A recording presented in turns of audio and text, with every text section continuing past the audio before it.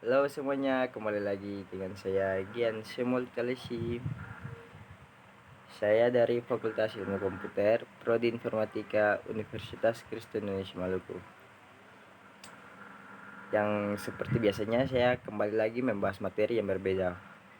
Materi tersebut mengenai kerangka kerja dan paradigma interaksi. Pembahasan pertama, definisi kerangka kerja. Berikut fungsi kerangka kerja.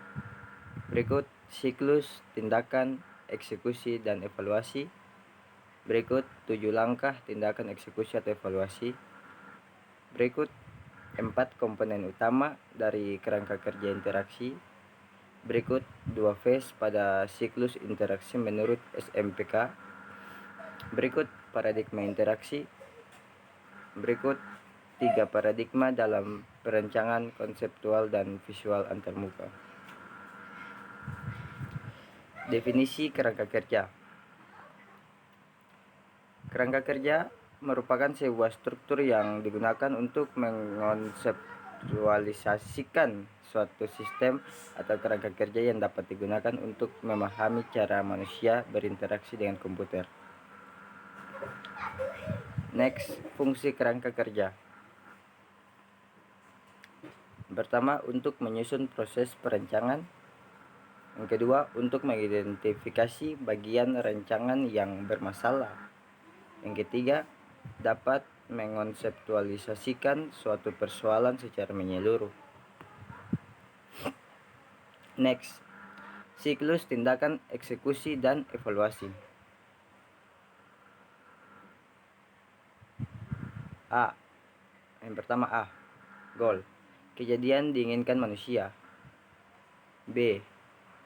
Eksekusi. Melakukan eksekusi untuk tindakan dalam dunia nyata.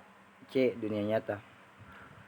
Lokasi pengguna melakukan eksekusi suatu tindakan dengan memanipulasi suatu objek. Yang terakhir D. Evaluasi. Validasi atas tindakan lalu membandingkan hasilnya. Next, 7 langkah tindakan eksekusi atau evaluasi. Yang seperti di gambar ini, yaitu goal, eksekusi, evaluasi. Next, 4 komponen utama dari kerangka kerja interaksi. Yang pertama, sistem atau S, menggunakan bahasa mesin.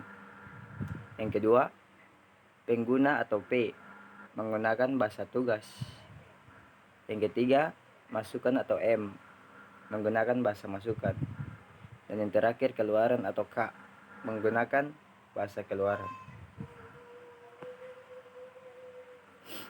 Next, kerangka kerja tersebut dikenal dengan nama SPMK dan dapat dilihat pada gambar berikut. Oke, jadi gambar yang di bawah adalah kerangka kerja dikenal dengan nama SPMK. Seperti gambar di bawah ini. Next, 2 phase siklus interaksi menurut SPMK. Yang pertama, phase eksekusi. Terdiri dari 3 langkah, yaitu artikulasi, memformulasikan goal yang kemudian dinyatakan dalam bahasa masukan.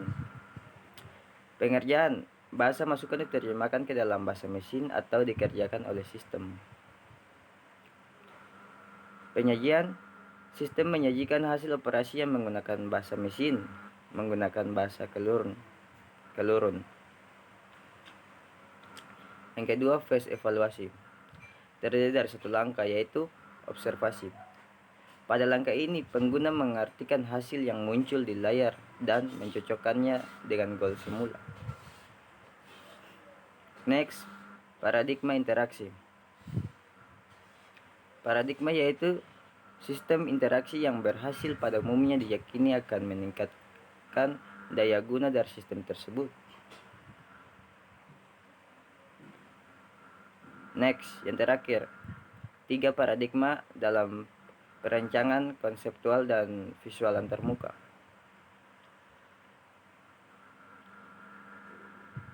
Yang pertama, berpusat pada implementasi atau BPI. BPI didasarkan pada pemahaman tentang cara bekerjanya suatu benda. Yang kedua, metaforik.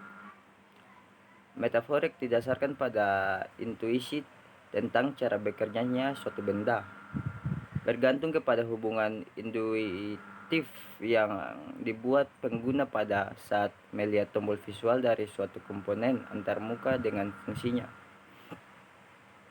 Yang ketiga, idiomatik. Idiomatik didasarkan pada pembelajaran tentang cara bekerjanya suatu benda, tidak berfokus pada pengetahuan teknis dan intuisi tentang fungsi suatu benda, tetapi berfokus pada idiom visual dan perilaku sederhana untuk menyelesaikan suatu tugas.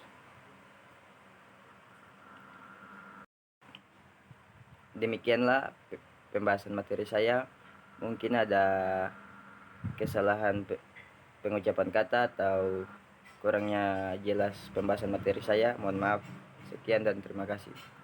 Sampai bertemu di video selanjutnya. Jangan lupa like, share, dan subscribe. Bye.